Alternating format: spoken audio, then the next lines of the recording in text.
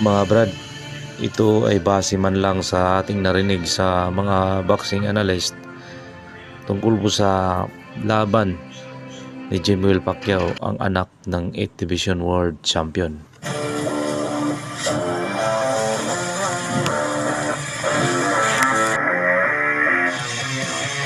Ladies and gentlemen, At ito daw ang mga dahilan kung bakit muntik nang natalo itong si Jimwell Pacquiao. Batay ito sa mga obserbasyon sa kanyang style at performance. Kulang sa composure, experience dahil siya ay bago pa.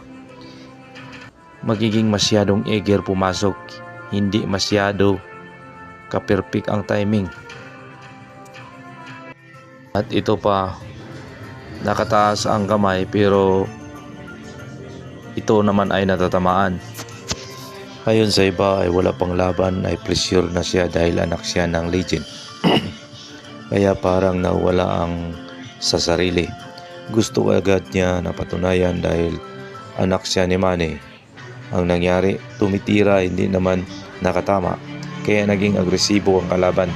Naging mabagal rin siya sa huling rounds dahil nasanay siya sa amateur. Iba kasing laban ang professional. Pero andyan pa rin ang dugo ni Manny Pacquiao dahil habang inatake lalong tumatapang. Ang pagka-brawler sa ama ay nandun rin kay Jimwell.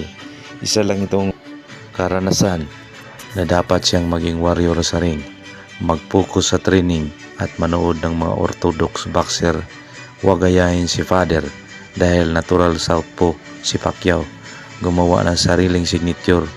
Sana itong si Jimwell Pacquiao na pamatay ng mga suntok dahil sana nakikita namin nandun pa rin ang mala 8th division ni Manny na masiyahan ang manonood. Katulad rin siya ng papa niya, hindi tulad ni Mayweather na ang mga manonood ay naantok, pati ang kanyang promoter. Sana masiyahan kayo mga kaibigan sa ating mumunting vlog at paki-like lang at subscribe at pindutin ang notification bell. Marami pong salamat.